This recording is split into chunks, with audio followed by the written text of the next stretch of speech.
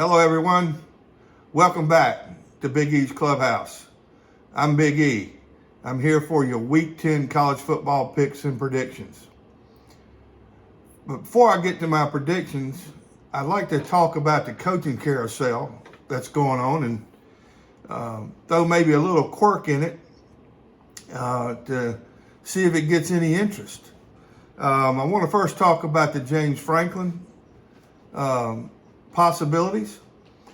In recent video, I mentioned that Virginia Tech would be a great choice for him, and I still do, because he knows the territory and the region up there for recruiting. He already has a relationship with a lot of high school coaches, and I think he would be a great pick there. And I also mentioned to watch out for maybe possibly bringing Michael Vick back. He's currently coaching at Norfolk State, and that could be a possibility down the road for the next head coach.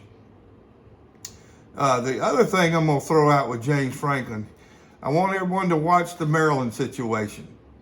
Mike Loxley is sitting up there at 4-3. They started 4-0, and once again they've lost 3 in a row. A lot of the similarities from the years before.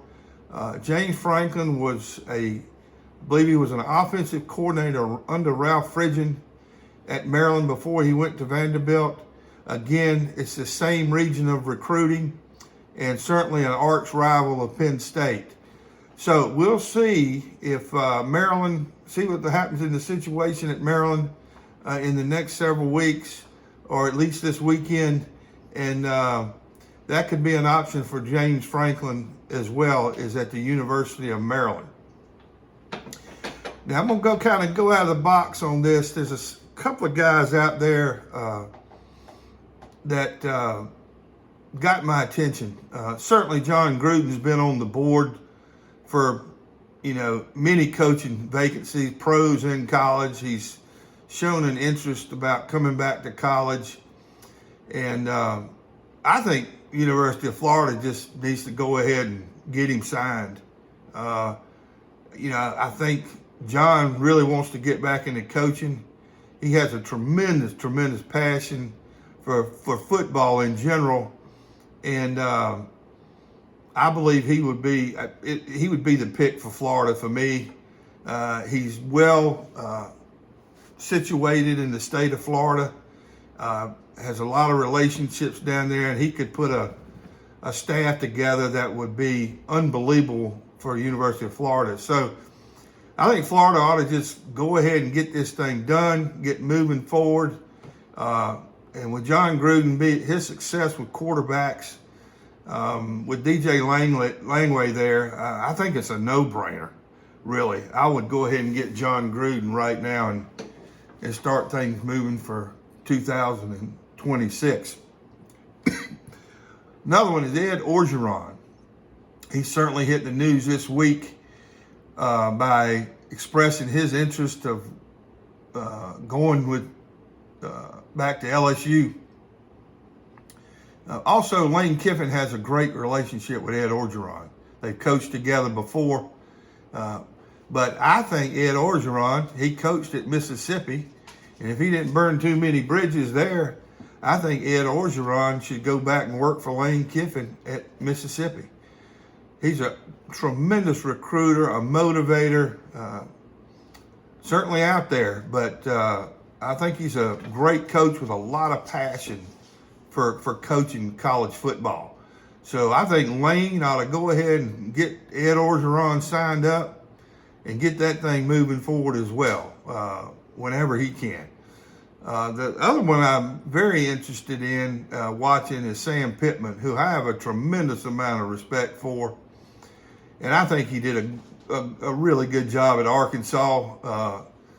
And he's just a great guy, a lot of passion for coaching young men. I think he develops young men very well. And, he was the offensive line coach at Georgia. And being a Georgia fan, so to speak, that I thought he really changed Georgia from a physicality standpoint up front, especially on the offensive line. I saw a tremendous increase in the strength, the size, of the Bulldogs on the offensive line over the years, especially when Sam came in there. And they kind of kept that trend, but now they're a little bit on a downward spiral on that line. And I think Sam can come back in there and get that thing going again, because he was there during their championship years. And I think Georgia would welcome him back, and I know the Georgia fans will. So watch for Sam Pittman possibilities, unless he's just wants a break. But highly recommend Sam. I think Sam's a great coach, and somebody ought to give him a shot, and they won't regret giving him that shot either. So keep an eye on that one. The other one I'll throw out there is Will Muschamp, tremendous defensive coordinator. Not sure what Will is up to these days. I know he's still got his hands in at Georgia, I believe. But Will Muschamp would be, if he's willing to do it, go back in a role of being a coordinator. I think he's out there to really help somebody on the defensive side of the ball. So that would be another one I'd be looking at.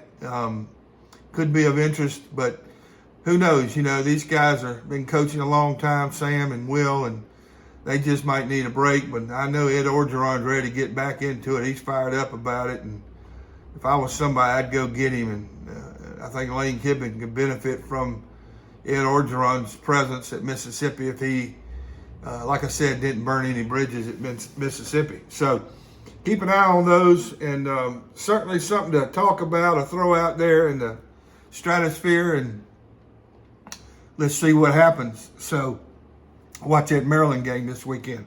All right, let's get to my Kona Big Wave six-pack picks for Saturday. Sticking with Kona this week, I just enjoy them. There's no sponsorship here, but certainly would consider a conversation in some manner. But I enjoy the beer, and I'm very superstitious. Since week number 7 of transferring to Kona beer, we are 23, 8, and 2.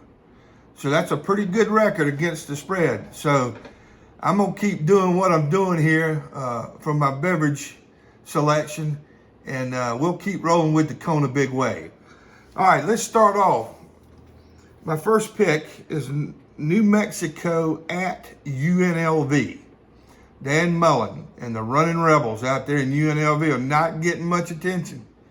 They're 6-1. They're at home. Currently, they're -4 against New Mexico. So I'm going to take the Running Rebels of UNLV. Second game, I got Vanderbilt at Texas. The Texas Longhorns are right now currently at -2.5.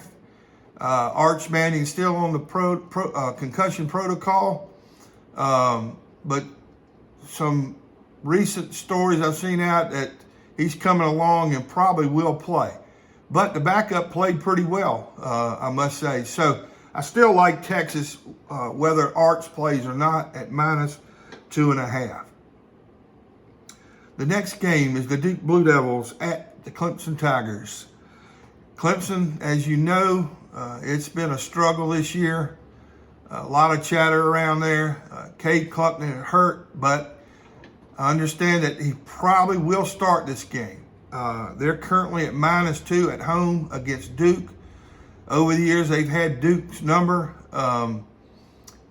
So I expect Clemson to win this game at home and beat the Blue Devils and knock them out of the ACC race. Next game is Oklahoma at Tennessee. The Volunteers are currently at -3 against Oklahoma.